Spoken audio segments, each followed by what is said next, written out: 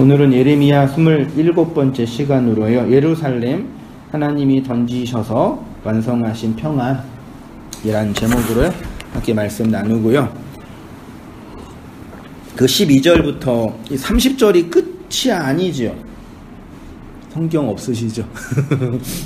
끝이 아닐 거예요. 제가 기억한 바로는 끝에 또 있는데요. 그 몇 절부터가 이제 중간 결론이 있냐면요. 예, 끝이 아니에요. 나중에 여호야김을 회복하는 게 나오거든요.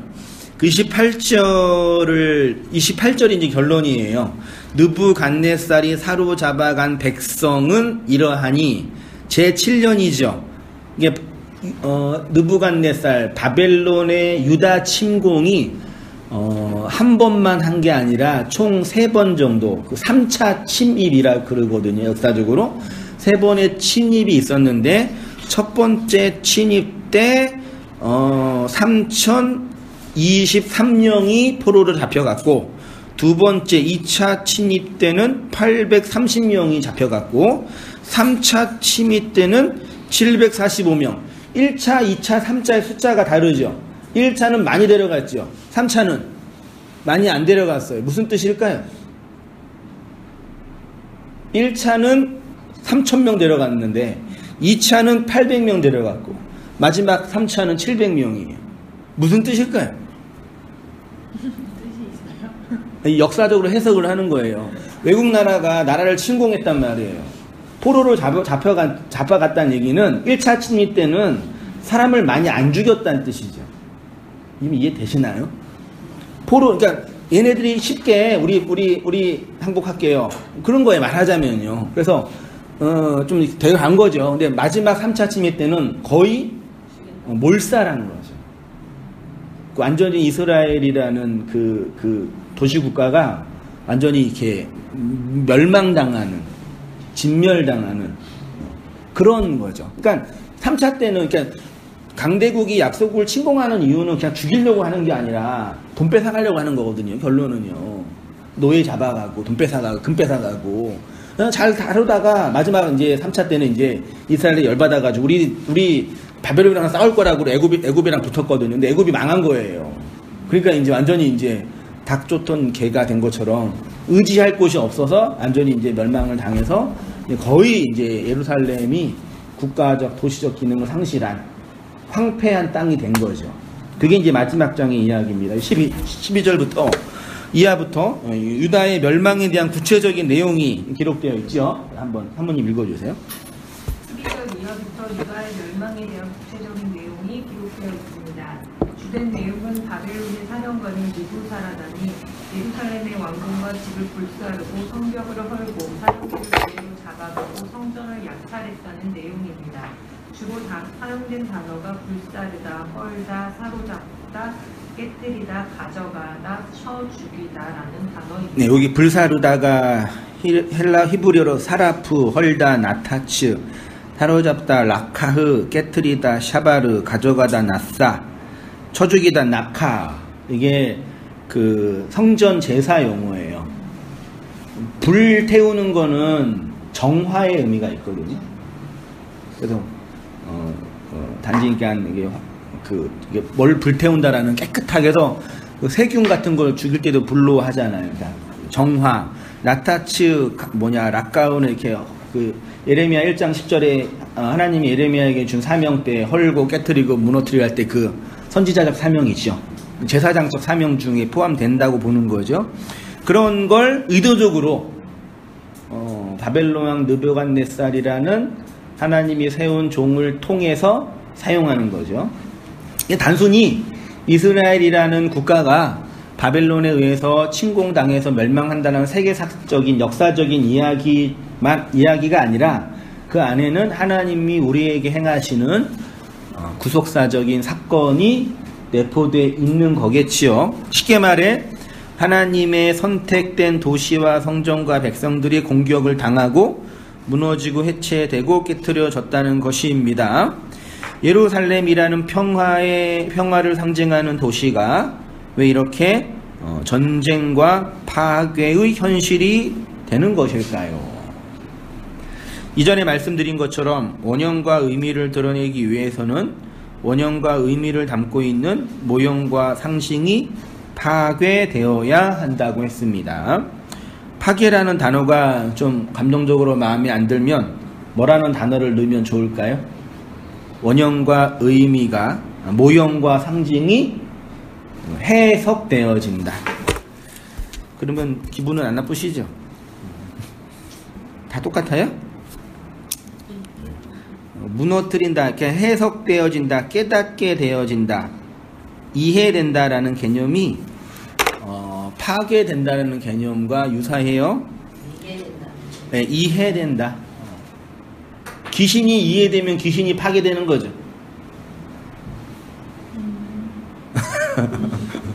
귀신이 없어지는 거잖아요. 그 사람이 이해가 되면 그 사람한테 상처가 안 되죠. 남편이 이해가 되면 남편이 파괴가 된 거예요. 해석이 된 거예요. 해석. 남편은 잘 해석하고 살아야 돼.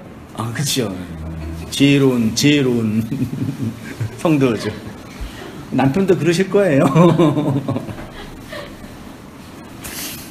그런 의미예요. 그렇게 이해하시면 돼요. 예루살렘이라는 도시도 원형과 의미를 담고 있는 모형과 상징이기 때문에 그게 파괴될 수밖에 없다. 해석되어질 수밖에 없다. 그렇게 표현하신 겁니다.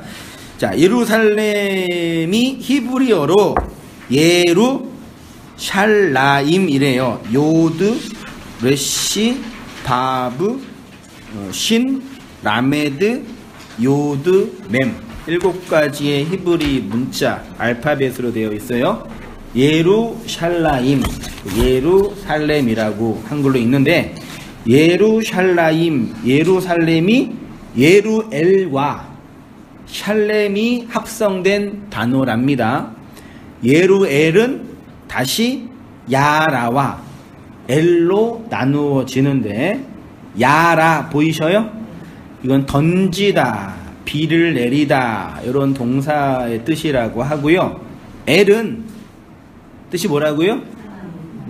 엘로힘, 엘샤다이, 가브리엘, 다니엘, 다 엘이라는 개념이 신을 표현하는 거예요. 그래서 예루살렘을 분석하면 야라, 엘, 살렘, 요게가 이렇게 합성된 거래요. 그래서 엘은 하나님이고 야라는 가르치다, 던지다 이런 뜻이고요. 샬렘은 완성하다, 보상하다, 직역을 하면 하나님이 가르쳐서 완성하심.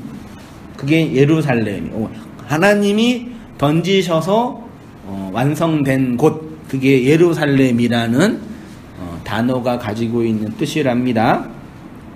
자, 완성하시는 하나님 한 왕기산 읽어주세요. 특히 샬렘이란 단어가 구약 신학에서 매우 중요한 의미를 담고 있습니다. 살렘은 완전하다, 완성하다라는 의미로 회복, 약속에 대한 이행, 화해, 평화, 조약, 체결이란 의미가 함축되어 있습니다. 살렘의 사생어를 보면 평화, 화목제, 평화의 언약을 맺다, 완전한, 보상, 쉘로몬이라는 단어들이 있습니다. 예. 샬롬이란 어근이 일반적인 의미는 완성과 성취, 완전과 조화의 상태가 들어가며 회복된 관계를 맺는 것을 의미합니다. 그래서 샬렘, 예루샬라임 할 때 샬렘이 그 샬롬 알죠? 샬롬, 흔히 샬롬, 평화. 또 이제 솔로몬, 평화. 또 샬렘, 뭐 슐루마, 다 이게 그 히브리어 모음만 보면 뭐 샬롬, 샬렘, 샬람, 쉴렘, 샬모는 뭐죠? 신과 라메드와 mem으로 구성된 단어고, 요드랑 바부가 들어가든지 모음이 들어가서 조금 변형이 된 거예요. 그러니까 언어적으로 볼 때는 거의 동일계의 언어, 이거 파생어라고 언어적으로 말하거든요. 샬롬, 평화, 셸렘, 화목제, 샬람, 평화의 언약, 샬렘, 완전한, 쉴렘, 보상, 쉘로몬, 솔로몬. 그러니까 이게 언약적 관계, 완성과 성취, 뭐 회복의 관계 이런 게 이제 내포되어 있는 단어다. 그걸 말씀드리고 싶습니다. 그래서 이사야 32장 17절 보셔요. 공의의 열매는 뭐라고요? 화평이요. 공의의 결과는 영원한 평안과 안전이라. 이 공의가 째데카라는 단어고요. 쉽게 말하면 예수님의 예수가 완성하신 의로움이에요. 열매라는 단어가 마세아라는 단어인데 아싸, 히브리 헬라어로는 포이예요. 그러니까 열매는 그 명사적 의미인데 공의의 행함은, 그렇죠? 공의의 행하심은 화평이 샬롬이에요. 샬롬 번영이고, 또 공의 째데카의 결과는 평안과 안전이다. 그러니까 하나님의 샬롬이 있는 그곳은 하나님의 째데카 의로움이 임한 곳이죠. 하나님의 의로움이 임한 곳은 하나님의 샬롬이 있는 거죠. 그렇죠? 샬롬은 하나님의 언약적 행위의 결과이며 의의 결과입니다. 샬롬은 거의 대부분의 용례가 하나님의 임재의 결과인 완전한 충족의 상태. 그러니까 하나님께서 임재하신 장소를 상징적으로 뭐라 그랬어요? 넓게 보면은 성막, 성전이었고요. 좁게 보면은 지난주 했잖아요. 뭐예요? 속죄소라 그랬죠. 속죄소에 하나님이 임재하죠. 그게 그리스도의 의죠. 그게 하나님의 샬롬이죠. 거기에서 성도가 하나님의 임재를 경험한다는 얘기는 그리스도의 의를 경험한다는 얘기고, 하나님의 평안, 안녕, 복지, 언약의 완성을 그 속죄소에서 경험한다라는 얘기죠.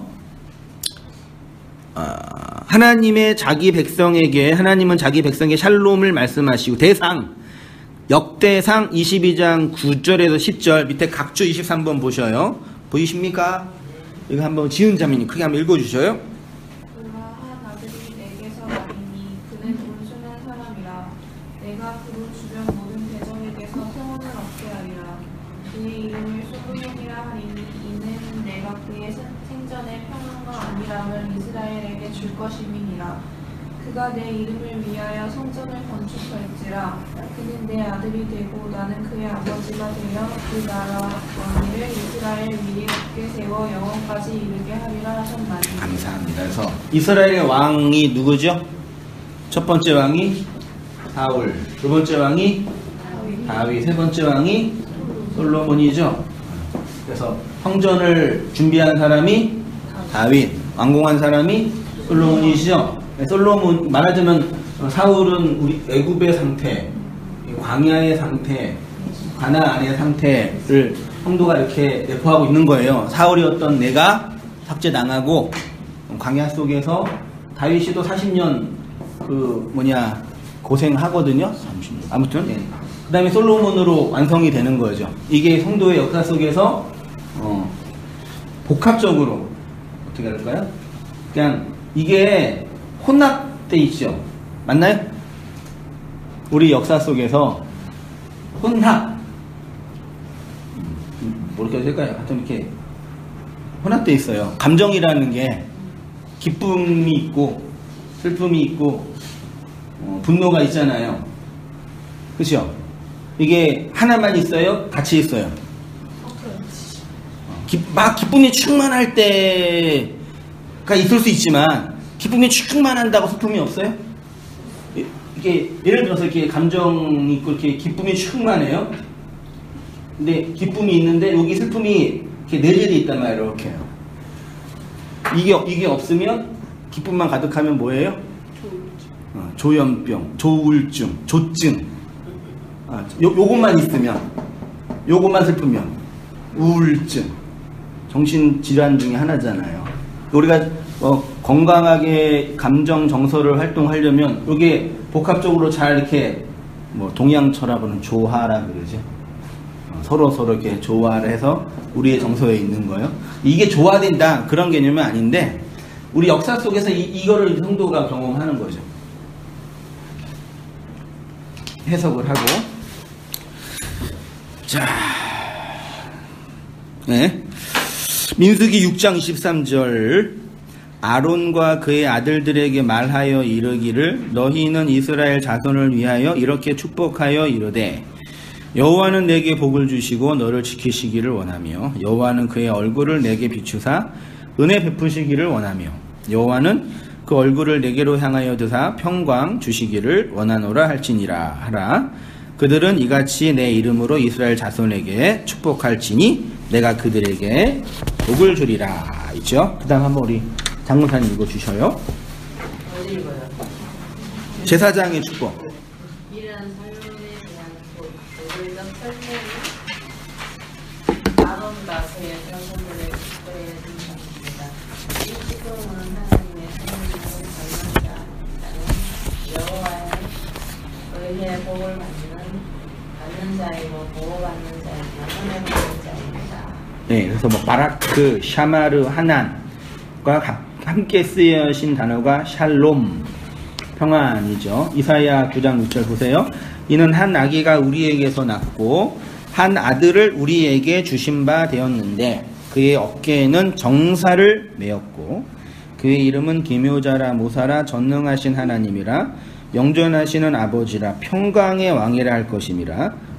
그 정사와 평강의 도함이 무궁하며 다윗의 왕자와 그의 나라에 군림하여 그 나라를 굳게 세우고 지금 이후로 영원히 정의와 공의로 그것을 보존하실 것이라. 만군의 여호와의 열심히 이를 이루시리라. 여기에 이제 그 한 아기에 대한 예언적 메시지를 어떤 일을 한다고 하냐면 정사를 메었고 기묘자 모사라 전능하신 하나님이라 영존하신 아버지라 평강의 왕이라 하면서 땅 위에 평안을 샬롬을 이루시는 왕, 완성하시는 왕, 그러죠. 샬롬에는 종말론적인 요소가 최종적인 결과로 나타납니다. 특히 다윗의 자손인 메시아는 평화의 왕으로 땅 위에 완성과 의를 가져오시는 분으로 예언됐죠. 여기서 말하는 땅은 우리가 살고 있는 이 세상을 의미하는 것이 아니라 그리스도의 왕권에 의해서 자신의 왕권이 폐위당한 우리의 마음과 인생 역사를 상징하는 거다. 그러니까 그 그리스도라는 왕이 우리를 다스린다, 왕권이 실현된다라는 의미로 평강, 샬롬, 사르, 그러니까 평화를 실현하시는 분, 이렇게 묘사하고 있어요. 그거는 뭐냐? 그의 왕권을 이루기 위해 나라는 왕을 뭐 한다고요? 폐위하는 거지. 한 집안에 왕이 2명 있으면 돼요, 안 돼? 교회의 담임 목사가 2명 있으면 돼요, 안 돼? 담임 목사 2명 있다고요? 목사의 세계를 모르시네.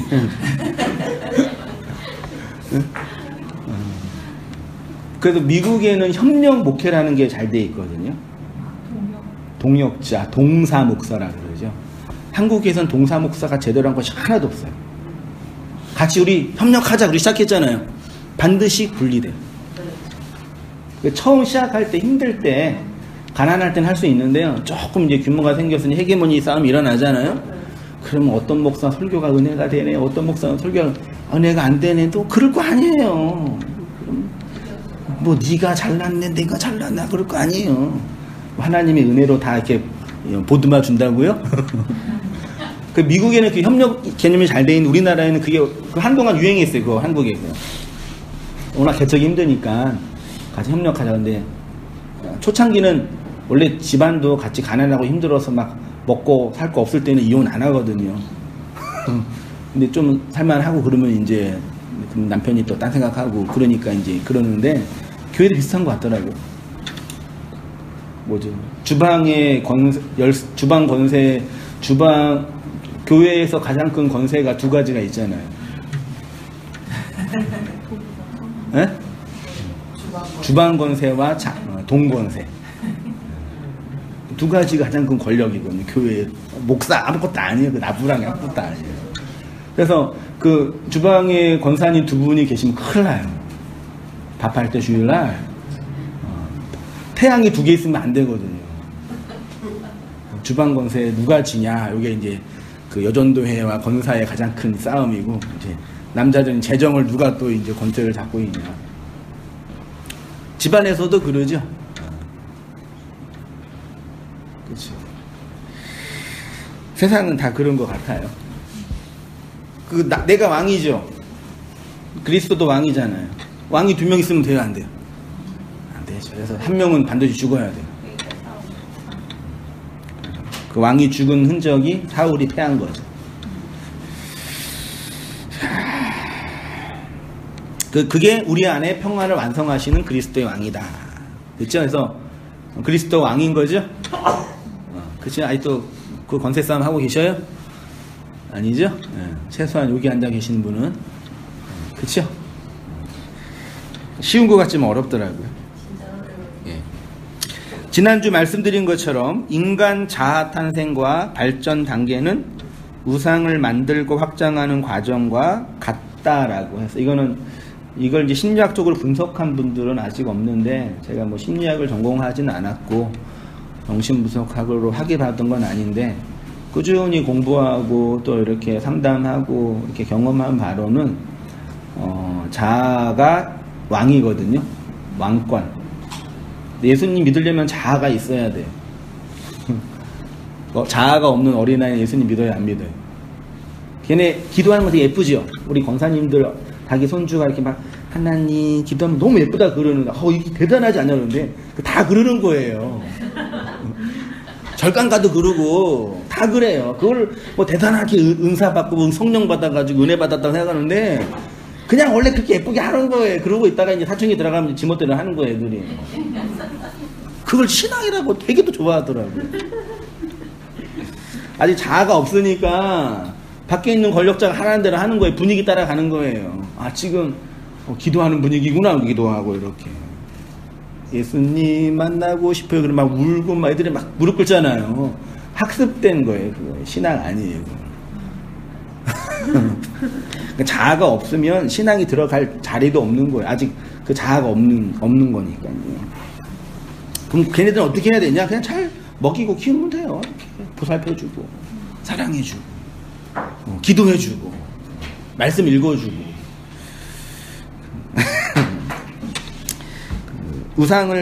그래서 우상의 본질은 나의 왕권의 상징성입니다. 쉽게 말해 우상이 뭐라고요? 왕이에요. 그래서 자아가 만들어지면 무슨 숭배를 해요? 우상 숭배를 해요. 최초로 만들어지는 우상이 엄마의 젖, 엄마라는 존재, 아버지라는 울타리, 또 뭐 그게 구체적으로 이제 만들어지는 게 지난주에 애착인형, 뭐 상상친구 그랬죠? 그게 자아가 만들어지는 형성이고요. 이거요? 우상이에요. 여자가 이게 자아가 우상이고 우상은 왕이며 왕권이 헤게모니이고 헤게모니는 자기 영역. 그래서 어린아이들은부터 자아가 만들어지면 자기 영역에 터가 생기죠. 자신의 터. 이 자신의 터를 주장하는 거를 사회 용어로 이제 텃세라 그러죠. 텃세가 다 있어요. 터. 자기 헤게모니 있어요. 오셨을 때 다 자기 자리에 앉으셨죠? 왜 우리는 그 자리에만 앉아야 되죠? 저야 여기서 말씀 전하는 위치니까 저기 앉으면 좀 부담스러우니까. 다 우리는 지난주 그 자리죠, 거의. 우리 한 권사님은 거기 앉으신 이유는 뭐예요? 여기가 안 온다고 예고를 하시니까 일로 오신 거예요. 저기 정신이 좀 따라가지고 자리가 비어. 못하게 권사님 안 온 줄 알았어. 그 정신이 그럴 수 있잖아. 이거 다리를 권사님 자리 여기 딱 만들어 놓고 피트 맞춘 거야. 그러니까 우리 다 이게 터가 이렇게 있는 거잖아요. 그러니까 누가 거기 앉으라고 주장하지도 않았는데도 자연스럽게 서로 진짜 그러네요. 쪽으로 하나 더. 그러니까 그런다. 희한하네. 그 누가 가르치지도 않았잖아요. 네. 나보고 일어나라. 예? 나보고 일어나라. 누가? 그게 처음 갔는데. 예. 예. 우리 집사람이 이제 그러니까 처음으로 그 교회 가서 이제 부교육자로 이제 갔는데 처음에 가서 인사하잖아요, 사모님, 목사들이니까 맨 앞에 앉았는데 처음에 산문지 모르니까 권사님이 일어나세요. 내 자리에요. 조금 우리 다음 주부터 돌려가면 하지. 그럴 필요는 없어요. 알아서 하세요. 그냥 묶어가지고. 그러니까 조그만 교회는 심지어 이제 자기 방서, 자기 성경 다 둬요. 그래서 도서관 맡아놓은 것처럼 다 맡아놓고 가시더라고요. 거기 누가 앉으면 큰일 나는 거예요. 근데 왜 그러죠? 그래서 우리 그게 편해서 그런 거예요. 그 습관이에요. 습관. 네, 이게 나는 안 그래. 다음에 나. 다음 주에 오면 우리 엄마가 스물살인데요. 네, 지금 360을 비경만 들으라 김포에서 맨날 오시거든요. 네. 그 습관이라도 왜 다 교통사고 났어도 계속 오시는 거예요. 그리고 못 오게 해도. 나는 집에 있어. 걱정하지 마. 그래서 여기서 오셔가지고 데리고. 그게 이제 자기 터전이라니까요. 네. 이게 그냥 그런 정도는 큰 문제가 아닌데 그게 이제 돈과 권력이 내포된 거라면 그 전쟁이 일어나는 거죠. 그래서 텃세를 부린다고 하고, 그래서 성경에서는 나그네들이 구원받아요. 왜 나그네가 구원받아요? 나그네는 뭐가 없어요? 네, 터가 없어요. 텃세를 못 부려요. 이 터전을 장악한 신들이 고대근동에는 이 터전을 장악한 신들이 고대근동 지역에는 바알, 아세라, 금모스 등이었고요. 우리나라도 다 이게 있더라고요. 집안의 가장을 수호하는 신이 누구예요? 성주 신이래요. 남편이 좀 몸이 안 좋으면 누구한테 기도해야 돼요? 성주 신한테. 가장을 지켜주는 신이에요. 대들보. 남편이 좀 몸이 좀 안 좋으면 기도해야 돼. 성주 신한테. 안방을 지키는 신은 삼신할매. 그래서 아이가 필요할 때는 삼신할매한테 치성을 드리죠. 부엌에 있는 신도 조왕신이래요. 부엌 예. 그 다음에 이제 마루를 지키는 신은 터줏대감이라고. 곳간에도 금고 있죠. 그 통장신, 업신이에요. 조금 돈이 없으면 업신한테 기도를 많이 하세요. 곳간에 양식이 가득하게 달라고. 통장 잔고 없을 때. 변소에도 신이 있대요. 변소. 변소 각시라고 그러던데. 이런 그 지역마다 신이 있어서 시성으로 고사. 그러니까 가정에서 제사가 두 가지가 있다 그러는데 가장이 드리는 제사가 그냥 제사. 조상에게 드리는 제사 있죠. 그 다음에 그 아낙네가 드리는 제사가 고사래요. 고사.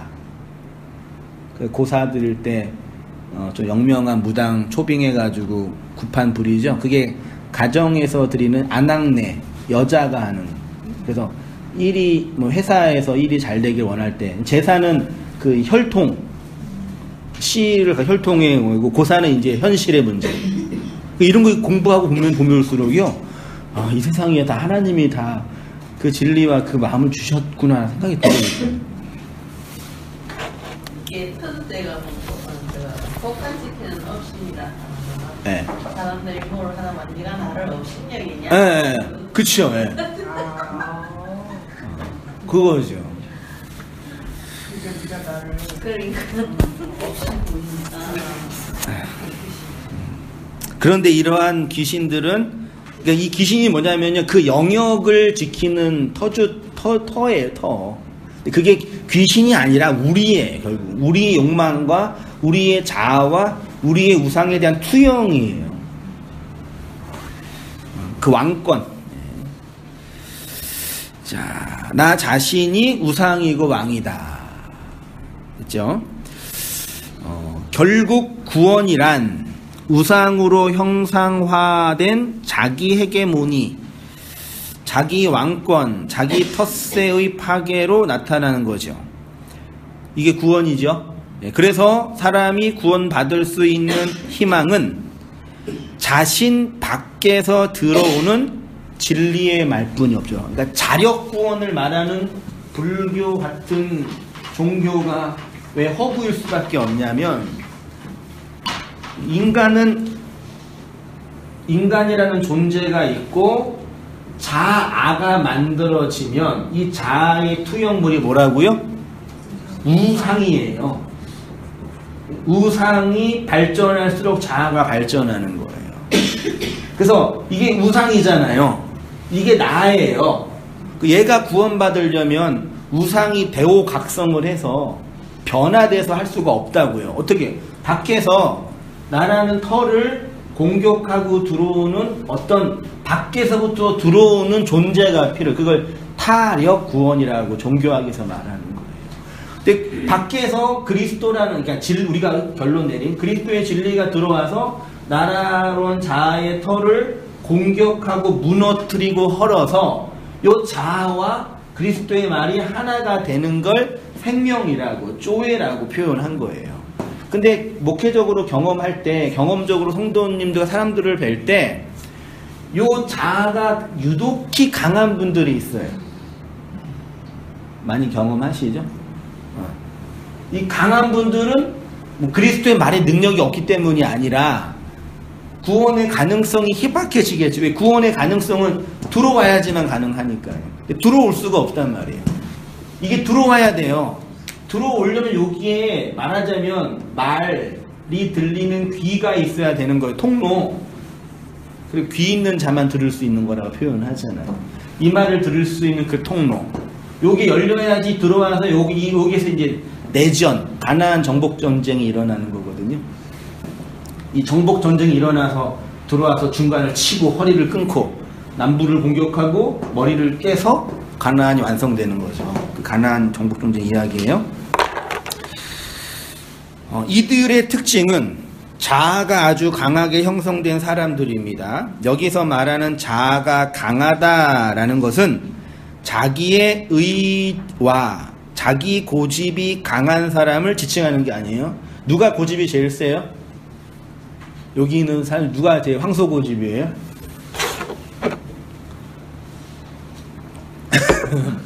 저요? 에이씨. 고집은 내가 제일 세요. 이거 누가 덜 세다, 누가 약하다 그게 아니라 그냥 다 똑같은 동일한 고집이에요. 차이가 나는 건 뭐냐면 그거를 어떻게 조정하고 헤게모니에서 이렇게 약해지냐 그 문제래요. 그래서 우리나라는 그래서 사회가 안전하게, 가정이 안전하게 움직여지려면 반드시 뭐가 필요해요? 다 고집이 세죠. 다 왕이잖아요. 다 신이잖아요. 뭐가 필요해요? 그 서열을 만드는 거예요. 앞과 뒤를. 그게 율법이잖아요. 서열을 만들어서 그 왕권을 그 서열에 맞게 부리게 하는 거예요. 그 서열이 없으면 우리는 다 동일한 성도니까, 동일한 민주주의 시민이니까 우리 그냥 서로 협력하면서 합시다. 그는 말만 되지 실제로는 안 된다니까요. 교회에서도 그래. 우리 다 동일한 은혜 받은 성도인데 각자 알아서 합시다. 된다고요? 그게 되는 게 본 적 있으세요?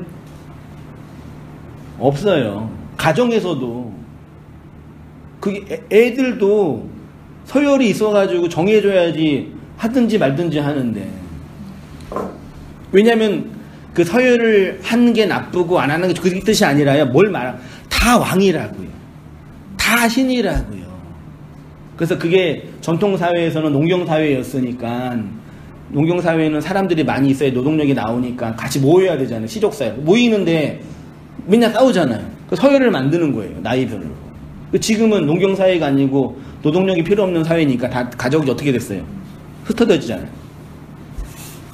그래서 옛날에 그 시골만 내려가도 누구 할아버지 말도 누군지도 모르는 그런 분들이 다 서열로 정해져 있잖아요.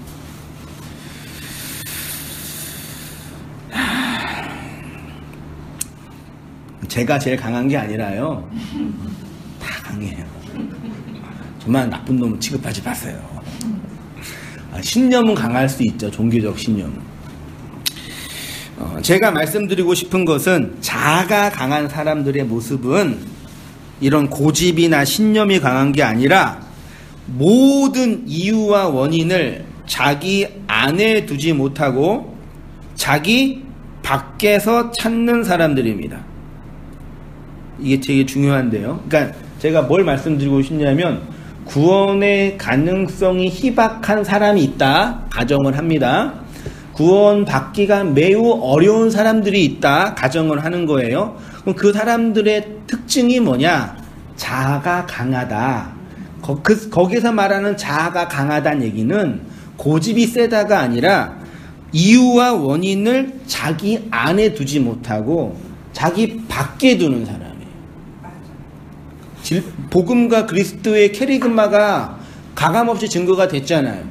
그러면 그 진리를 받으면 이게 무너지고 들어오잖아요. 근데 자아가 강한 사람은 어떻게 얘기해요?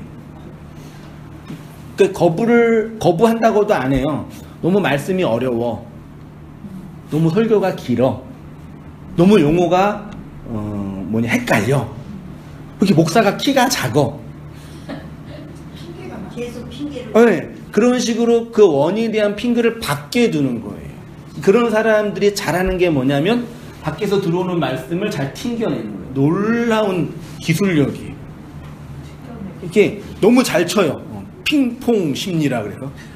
톡 와라 이렇게. 네? 내가 만든 거예요. 이렇게 막 쳐내 이렇게요. 그래서 그리스도가 오셔도 얼마든지 쳐낼 수 있는 사람이. 이런 분들은 구원의 가능성이 매우 희박해. 그렇게 만들어진 심리의 원인은 있겠죠. 그 사람의 성품과 성향이 있겠지만 결과만 보면 그래요. 근데 우리 경험을 볼 때 하나님 우리에게 말씀을 가지고 올 때는 그 모든 핑계거리를 다 막으셔요. 그래서 완전히 그 사면 초가 속에 집어넣어서 빼도 박도 못하는 빼박하게 만들어요. 딱 걸리는 거예요. 그게 코 끼는 거죠. 그럴 때만 코 껴가지고 나올 수 있는 거거든요. 이런 사람의 특징이 뭐냐면 모형과 상징에 매여 있는 거예요. 그러니까 자아와 우상을 동일하게 못 봐요. 자아와 우상을 나누어요. 이게 되게 중요해요. 이게 심리학적으로도 엄청 중요하다니까요. 우상이 나래니까요. 근데 이 사람은요, 요거를 분리해요. 이게 분리해서 인격이 만들어지는 사람을 여기 심리적으로 뭐라 그래요? 다중인격자라고 그래요. 내 안에 인격이 만들어져서 착한 사람, 나쁜 사람, 좋은 사람 만들어진다니까요. 이 인격이 실제로 완벽하게 분석할 수는 없지만 자아와 나가 나누어져요. 근데 우리가 성품이 자아가 아름답게 만들어질 때 어떤 경험을 하냐면 자아가 나가 하나라는 게 경험된다니까요. 그래서 얘가 죽을 때 누가 죽어요? 나가 죽어요. 집에 가셔서 그 인사이드 아웃이라는 애니메이션 영화가 있어요. 혹시 아셔요? 아시죠? 보셨죠? 네, 제가 그렇게 막 그런 건 별로 안 좋아하는데 너무 감동적인 영화인데 거기에 블로그에도 올렸는데 엘리라는 주인공이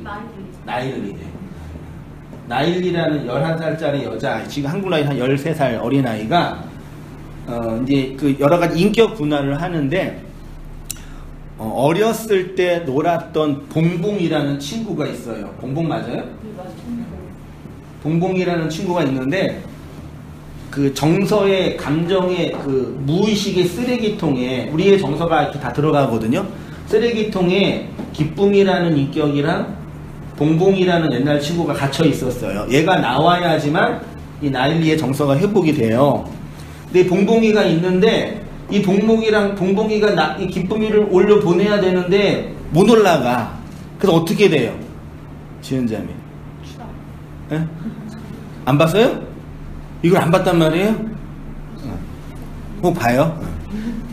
이 봉봉이가 죽어요. 사라져요. 그리고 기쁨이를 올려 보내요. 엄청 더 울었거든요. 그러니까 이 봉봉이는 뭐냐면 상상 친구, 애착 인형이에요. 어렸을 때 내가 가장 좋아했던 그 어떤 대상에 그게 우상. 정확하게 우상이에요. 그 우상이 죽고 기쁨이로 이입된 거죠. 네. 그러니까 올라가서 얘를 살려요. 그래서 인격이 분화가 돼서 한 단계 업그레이드된 성품이 되는 거예요. 인문학적으로는 그래요. 근데 우리도 똑같으니까요. 신앙적으로 볼 때도 각각의 자기가 생각하는 인형, 우상들이 있거든요. 하나님이 진리의 묵시복음 안에서 진리의 복음이 우리를 공격한다고 할 때, 우리를 파괴한다고 우리를 해체한다고 할 때 자꾸 걱정하는 게 돈 잃어버리게 하고 건강 빼앗아가고 맨 어디 아프리카로 보낼 거 그런 두려움 속에 휩싸인 청년들이 있는데 그게 아니라 이 우상에 파괴되니까요.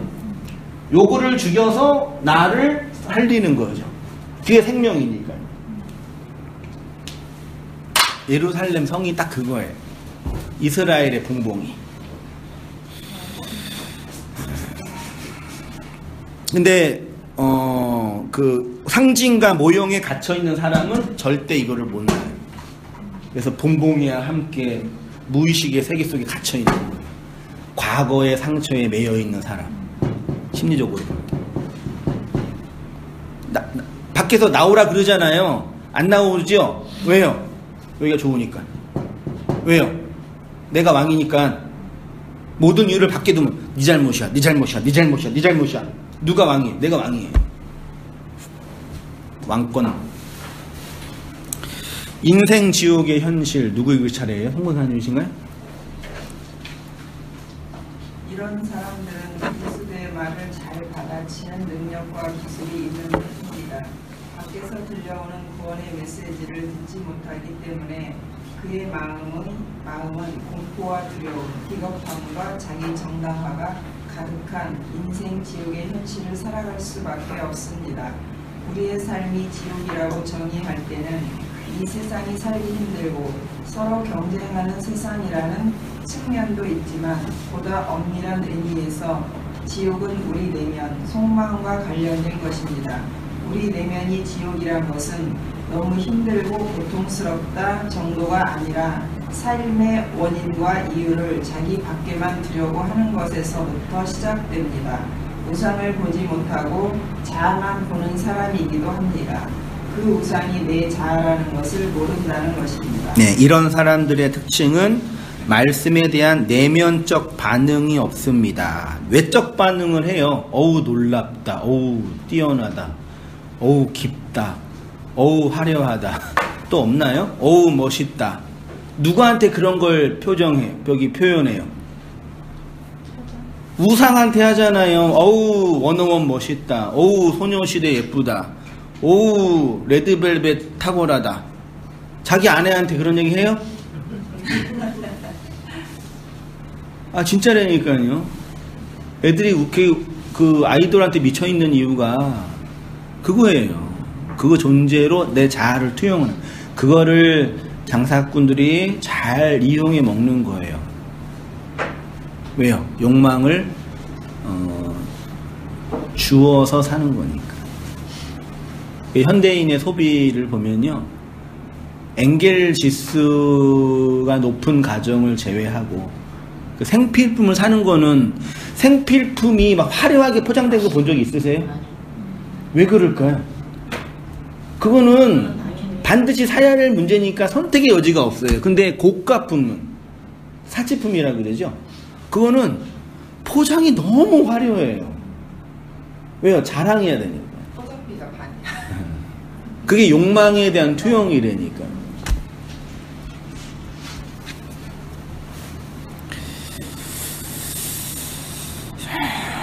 쉽게 말하면 그리스도의 말을 듣지 못하는 사람입니다. 이것은 설교를 듣고 성경을 배우고 교회에 헌신적으로 봉사하는 것과는 아무런 상관이 없습니다. 진리를 아는 데 있어서 복음 설교를 듣는 것은 필요 조건이지만 충분하지 않을 수 있습니다. 왜요? 복음의 진리가 밖에서 들리는 것도 중요하지만 이것만 들린다고 해서 쳐내는 기술이 뛰어난 사람은 심지어 예수가 오셔서 설교해도 안 된단 말이에요. 그런 의미에서 가르침은 없다라고 표현하는 거죠. 왜요? 이 안에 내적 반응이 없다. 요것도 하나님이 하시는 거지만 결론으로는요. 나의 왕권과 자기 헤게모니는 그리스도가 증거하는 진리의 말씀이 울릴 때 아멘으로 화답할 때 무너지는 것이지 인간의 감동적이고 뛰어난 언어로 되는 것이 아닙니다. 설교에 감동받는 것과 도전받는 것과 그리스도의 말이 들리는 것은 전혀 다른 영역이 될 수 있죠. 그래서 어린아이의 설교를 통해서도 회심할 수 있는 거예요. 심지어 설교와 가르침이 복음의 캐리그마를 전한다고 하더라도 한국교회는 이것도 없으니까 더 큰 문제죠. 그 설교를 듣고서 도무지 구원받을 수가 없는 설교를 해버리니까 문제죠. 그만큼 인간은 자기 우상, 자기 왕권, 자기 헤게모니를 지키는데 탁월한 기능과 능력이 있습니다. 에베소서 2장 13절이요. 이제는 전에 멀리 있던 너희가 그리스도 예수 안에서 그리스도의 피로 가까워졌느니라. 그는 우리의 화평이신지라. 둘로 하나를 만드사 원소된 것 중간에 막힌 담을 자기 육체로 하시고 법조문으로 된 계명의 율법을 폐하셨으니 이는 이 둘로 자기 안에서 한 세 사람을 지어 화평하게 하시고 또 십자가로 이 둘을 한 몸으로 하나님과 화목하게 하려 하심이라. 원수된 것을 십자가로 소멸하시고 또 오셔서 먼데 있는 너희에게 평안을 전하시고 가까운 데 있는 자들에게 평안을 전하셨으니 이는 그로 말미암아 우리 둘이 한 성령 안에서 아버지께 나아감을 얻게 하려 하심이라. 둘로 하나를 만드사 바울은 그리스도가 우리의 화평이라고 합니다. 둘로 하나를 만들었다고 하는데 하나가 된 주체가 어떤 주석이는 이방인과 유대인이라고도 하는데 그것보다는 그리스도 밖에 있었던 이방인인 내가 그리스도와 하나가 된 사건에 대한 설명이 아닐까 합니다. 그게 샬롬, 헬라어는 에이레네였죠. 자아가 있죠? 이 자아의 거울이 우상이죠? 근데 그리스도의 진리가 들어와서 이 우상이 뭘로 보여요? 그리스도로 보여요. 말하자면요. 그리스도가 파괴됐죠? 파괴된다는 자아와 하나가 됐다는 얘기죠. 그걸 화평이다. 제가 이거 수정남 얘기도 많이 했잖아요. 들어와서 두 개가 하나가 되는 걸 생명이라고요. 하늘과 땅이 하나가 되고 다 우리 안에서 일어나는 이야기들 얘기하는 겁니다. 예수 그리스도라는 우상의 파괴, 이거는 한 박 집사님 읽어주세요. 넘어가셔서. 그러하기에 내 밖에 있었던 하나님이 예수 그리스도로 나의 우상을 내 짝으로 십자가에 달려 죽으신 것입니다. 자아의 형성 단계는 우상 숭배 단계와 같다고 했습니다. 우상이 내 자아라는 것입니다. 그래서 하나님이 내 자아를 깨뜨리고 생명의 실을 무너지기 위해서 내 밖에 우상으로 죽으신 것입니다. 그 그리스도의 죽음이 나라는 우상으로 죽음이라는 것을 아는 것에서부터 하나됨이 시작되는 것이고 완성을 향하여 가는 것입니다. 예, 어려서 애착 인형 때문에 부모와 떨어지는 것과 같은 불안한 상황을 견딜 수 있었던 것은 우상이 주는 힘이죠. 새벽기도, 특별 새벽기도 40일 하면 위로가 되잖아요. 헌금 좀 이빠이 내면 마음이 좀 이렇게 풍족해지지 않으셨나요? 아유, 교회 봉사 힘들어도 열심히 하면, 허리가 아파도 하면 집에 가면 뿌듯하셨죠? 네. 그게 그리스도의 진리가 주는 위로예요? 우상이 주는 기쁨이에요? 우상이 나쁜 게 아니란 말이에요. 근데 그리스도는 그렇게 진리를 건네주지 않는다.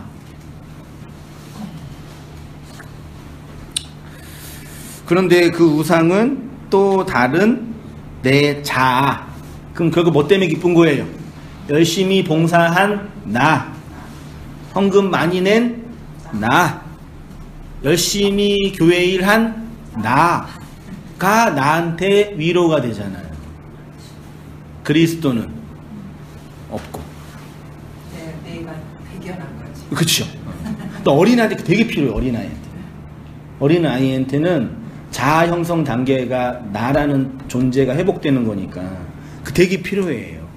그렇게 돼야 돼요. 예, 그렇게 돼야 된다니까요. 그래서 사람이 자라면 그 우상이 하나하나 어떻게 돼요? 그 성장의 개념은 뭐냐? 우상이 파괴된다. 그 아름다운 추억이 되죠? 우리 큰아들이 중2, 중3인데 원어원을 그렇게 좋아해요. 원어원 누군지 모르시죠? 아이돌. 예. 원어원 좋아해요. 예. 근데 걔 방에 원어원 브로마이드가 이렇게 쫙 있단 말이에요. 그걸 아빠가 건들려고 그러면 미쳐요. 손대지 마! 왜요? 우상이니까. 이게 나니까. 그래서 걔를 미치게 만들면 어떻게 하면 돼요? 그거 다 엎어버리면 이제 아빠를 관계 끝나는 건 이제 맞짱 뜨는 거지. 저는 조심해요, 항상. 사랑스러운 원어원. 우리 준이 잘 지켜주라. 너무 오래 가지는 말고 공부도 해야 되니까. 얘들은 그래요. 중학교 때 그게 특히 남자애들한테 그게 많이 오는 거 같아요. 여자들도 마찬가지예요. 우리 아들이 중학교 때 그게 촥 갖다 해놓고 고등학교 가니까 그게 없어요. 그렇죠. 고등학교 때 그러면 큰일 나요. 그러면 이제 위험해져요, 되게. 근데 그게 심해지면 이제 다중인격이 되는 거죠. 내 속에 울고 있는 내가 있어요. 그 나랑 해결하지 못한 나가 생성되는 거죠. 물론 이제 더 큰 우상이 만들어지지만 그 우상이 파괴되는 것입니다. 그리고 그것은 나를 더 큰 성장과 성숙으로 이끄는 선생이 되지요. 그렇게 우상으로서의 내가 죽어감으로 진리가 되어가고 성장해가고 성숙이 되어갑니다. 하나님의 죽음, 그리스도의 죽음 속에 나의 죽음이 내포되어 있습니다. 성도는 그리스도와 함께 그리스도로 죽었습니다. 그 죽음은 단회적 죽음으로 반복될 수 없는 묵시와 초월의 것입니다. 그런데 우리의 역사와 내재 속에서 그 죽음이 반복이 됩니다. 그리스도의 죽음의 반복이 아니라 그 죽음을 자각하고 직시하는 내 존재의 성장과 성숙을 죽음이라고 표현합니다. 세포의 죽음으로 육체가 살아나는 것처럼 구원을 받았지만 구원을 이루어가는 것처럼 역사 속 성도의 죽음은 그리스도로 살아가게 합니다. 바울이 날마다 죽노라 한 것처럼 원이 회전하면서 직선 운동 에너지를 만드는 것처럼 봄, 여름, 가을, 겨울이라는 4개의 계절을 통해서 자연 만물이 자라는 것처럼 시간과 공간의 반복을 통해서 생명이 자라죠. 큰 거목을 자르면 뭐가 있어요? 나이테가 뭐예요? 제일 나이 거린 지은자매가 고등학교 때 배웠죠? 나이테가 왜 생겨요? 과학 시간에 배웠을 거 아니에요? 까먹었어, 나는. 오래돼서. 왜 생겨요? 왜 생겨요? 그 다음 젊은 사람. 왜 알아요? 과학 싫어했어요? 네, 알았잖아요. 자아가 형성됐잖아요. 나무의 자아. 네. 자아인데, 이 자아와 다른 것을 구분하는 기준이 이거예요. 네, 껍데기예요, 껍데기. 그래서 봄, 여름, 가을, 겨울 죽었어요. 봄, 여름, 가을, 겨울 죽었어요. 맞나요?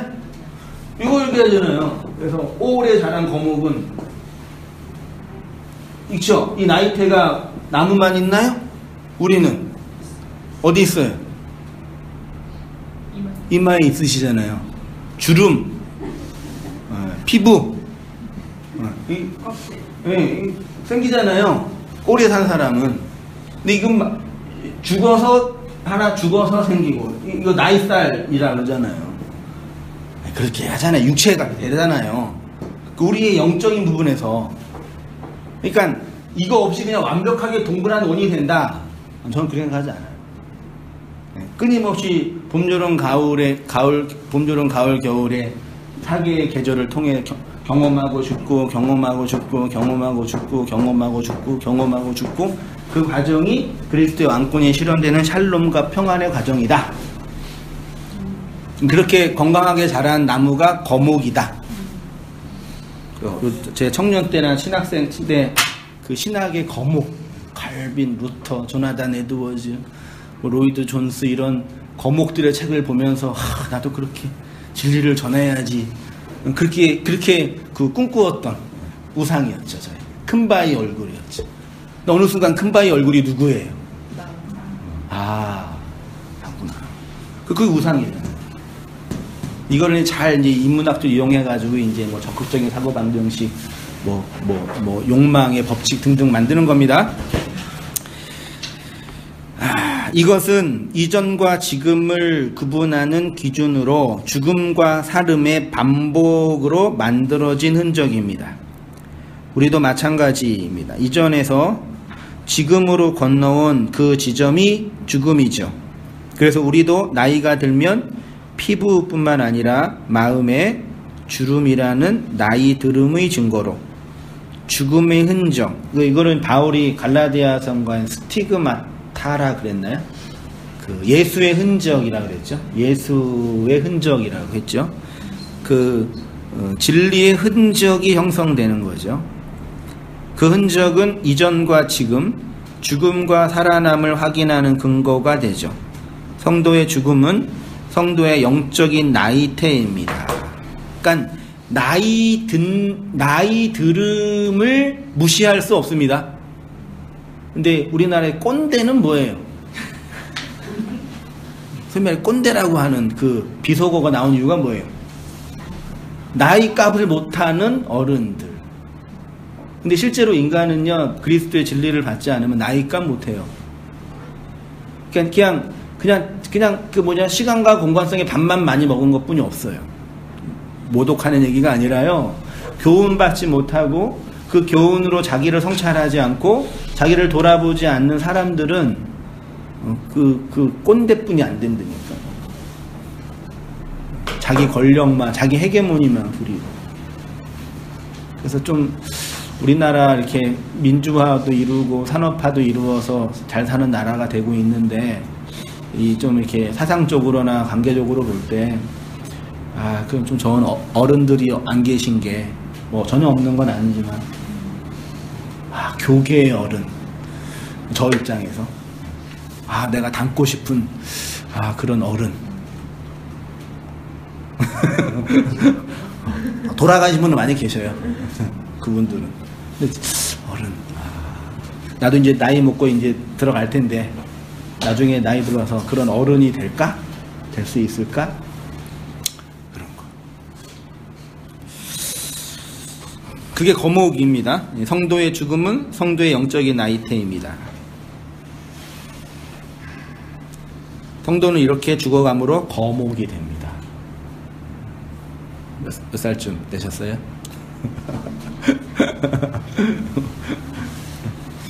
마태복음 13장 32절, 이는 모든 씨보다 작은 것이로되 자란 후에 풀보다 커서 나무가 되매 공중의 새들이 와서 그 가지에 깃들. 깃들은이라가 헬라어로 뭔지 안 찾아봤는데 되게 한글로 좋은 단어예요. 저는요. 깃들다. 부모의 품에 깃들다. 교회에 깃들다. 근데 나무가 있어야 돼요. 나라는 자아에 그리스도 씨가 들어와서, 그러니까 나무는 씨죠. 씨는 그리스도의 말이잖아요. 근데 그게 나랑 하나가 돼서 나를 나무라고 쳐주시는 거예요.